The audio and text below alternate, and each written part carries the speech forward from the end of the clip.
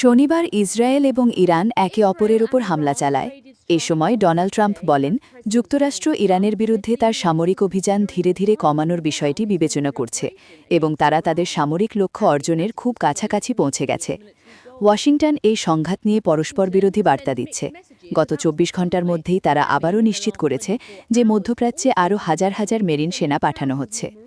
Trump আরও বলেন, যুক্তরাষ্ট্র যখন যুদ্ধ শেষ করতে প্রস্তুত হবে তখন ইসরায়েলও দেখি শেষ করতে রাজি হবে বলে তিনি মনে করেন। তবে তিনি যুদ্ধবিরতির ধারণা প্রত্যাখ্যান করে বলেন, আমি যুদ্ধবিরতি চাই না।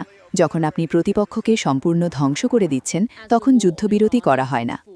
ইরানের বিরুদ্ধে যুদ্ধ চতুর্থ সপ্তাহে প্রবেশ করলে ইসরায়েল বেরুট শহরেও হামলা চালায়। তারা জানায় তাদের লক্ষ্য ছিল ইরান সমর্থিত সংগঠন হেজবুল্লাহ। মধ্যপ্রাচ্যের এ সংঘাতের সবচেয়ে ভয়াবহ বিস্তারের ঘটনা ঘটে যখন গত ২ মার্চ হেজবুল্লাহ ইরানের সমর্থনে ইসরায়েলের উপর হামলা চালায়।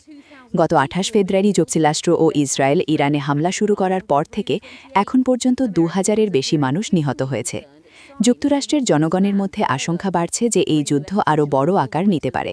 শুক্রবার রয়টার্সকে ৩ জন মার্কিন কর্মকর্তা জানান, ২৫০০ মেরিন সেনা, একটি অ্যাম্ফিবিয়াস অ্যাসল্ট জাহাজ এবং আরও কয়েকটি যুদ্ধজাহাজ ওই অঞ্চলে মোতায়েন করা হবে। তবে তাদের নির্দিষ্ট ভূমিকা কী হবে তা জানানো হয়নি। গত ৩ সপ্তাহে ইরান এবং পার্শ্ববর্তী উপসাগরীয় দেশগুলোর গুরুত্বপূর্ণ জ্বালানি অবকাঠামোতে হামলা হয়েছে।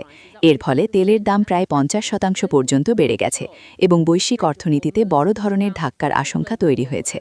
স্ট্রেইট অফ হরমুজ, যার মাধ্যমে বিশ্বের প্রায় ১/৫ তেল ও তরলীকৃত প্রাকৃতিক গ্যাস পরিবাহিত হয়, প্রায় সব ধরনের জাহাজ চলাচলের জন্য কার্যত বন্ধ হয়ে গেছে। এদিকে প্রেসিডেন্ট ট্রাম্প মিত্রদেশগুলোর সমালোচনা করে বলেন, তারা এই জলপথ খুলে দিতে সাহায্য করতে এগিয়ে আসছে না। তিনি বলেন, ন্যাটো আমাদের সাহায্য করতে পারে, কিন্তু এখন পর্যন্ত তারা সেই সাহস দেখায়নি। ইউরোপের কিছু দেশ, পাশাপাশি কানাডা ও জাপান, প্রয়োজনীয় উদ্যোগে অংশ নেওয়ার প্রতিশ্রুতি দিয়েছে। তবে জার্মানি ও ফ্রান্সের মতো দেশগুলো স্পষ্টভাবে বলেছে যে যুদ্ধ বন্ধ হওয়া জরুরি।